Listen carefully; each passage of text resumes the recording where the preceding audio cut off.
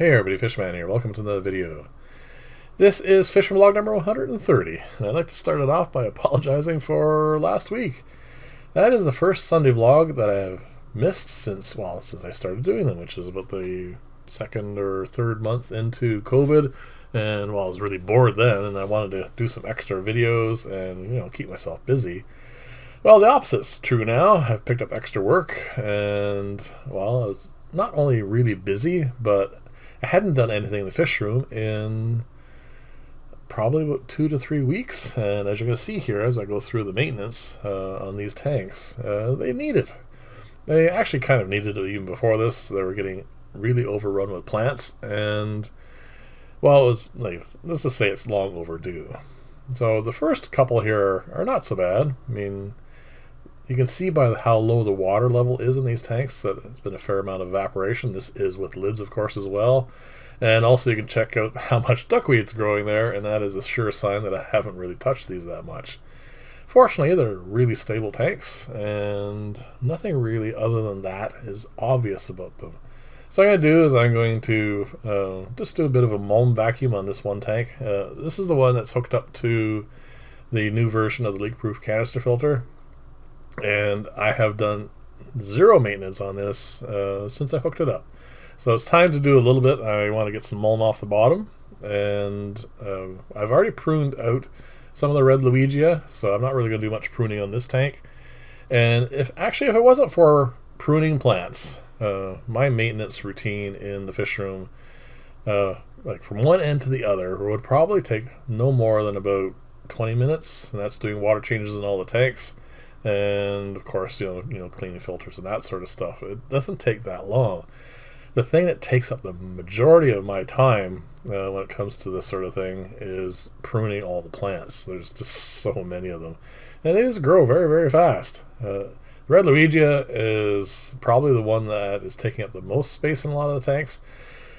But there's still also a fair amount of Wassertang and hornwort, and Java fern doesn't grow very quickly, and most of it is up in the high humidity planters, so that's not so bad. And of course, the Nubius you see on the corner there, it grows so slowly it's not really much of an issue at all.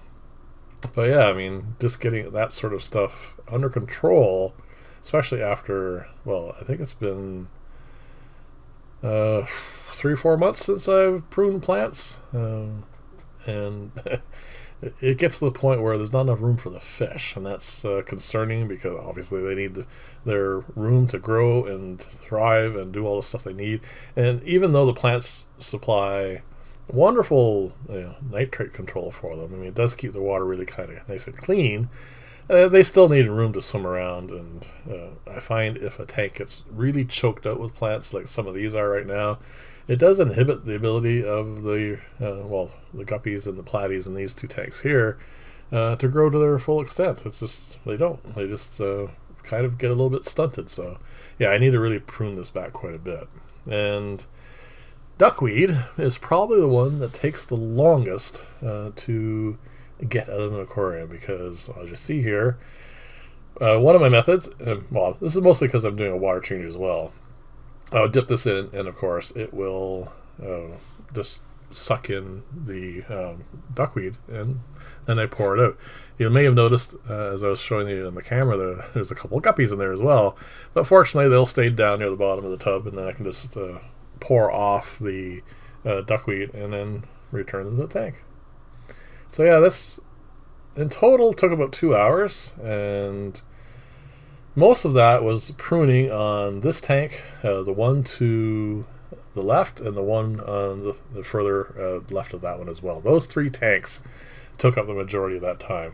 I mean, you saw how long it took me to do the black skirt tetra tank, and the shrimp tank on the right. It's just, I'm going to, at the end of this video, near the end anyway, I'm going to turn the pipe down, and it's going to do a water change, and that's all the maintenance that tank needs. And for most of the time, that's exactly what all my tanks require. Just a little bit of a water change, and that's about it. I mean, it's very straightforward. They're all underground filters here, except for the one that's a box filter. But I didn't put any fine filtration in that box filter. It's a coarse sponge. and it's been months now, and it hasn't had to be cleaned at all. And as you can see, the tanks are healthy, so I think that's a perfectly fine way of doing it. So yeah, I'm going to prune back all the larger plants, give these guys some space, and then I'm going to show you the difference between, well, just this little bit of maintenance and what they had grown out to. I'm going to compare the tank I'm currently working on here now with its neighbor, which is right to the left. And even though this one here have far more duckweed than the other one, you'll see it just takes so long to get it out. And then I'm going to switch over after I've done enough water pulled out of this tank. I'm going to switch over to using a net. And it just, like I said, it's just trying to get rid of it all. And then I'll never succeed, by the way. So you can see on the right, most of it's gone. There's still a few little bits and pieces. And if you look into the back, in here, you're going to see, there you go, duckweed. And the last time I did maintenance on this, to this extent, I had removed as much as I could see. And it only takes a few months and it all comes back. I'm going to leave the lids off for probably about the next few days, and I am going to try and remove as much as that shows up, just to offset this as long as I can before I have to do this all over again. So there you go, just going to turn that down, because there wasn't really much of a water change, not much of a prune in this one. The cryptococcus in there, I had to snip a few leaves off, but that was about it. And as you can see, most of the duckweed is gone. And I'm not kidding myself, I know it's not gone. It will come back. And there you go. That's all there is to this. That's my maintenance routine. I will be doing this to all the other aquariums as well. And I just wanted to show you at least me doing these particular ones here because, well, they're the easiest ones for me to film while I'm doing the work, because I can just hook up my camera to its little holder and then just like this. And all I have to do is do the work. So this is topping them up.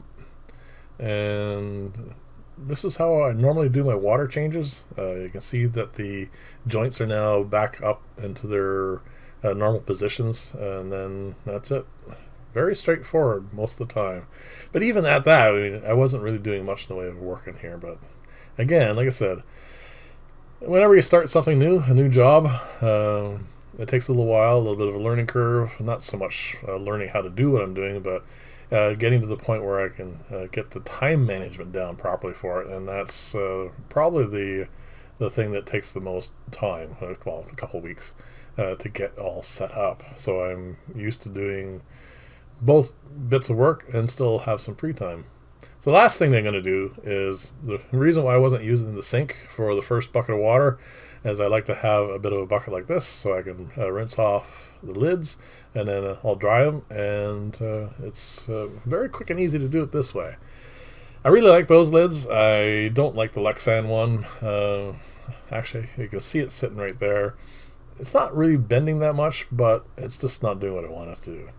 So again, thanks for watching. Sorry about last week again. I will see you in the next video, and bye for now.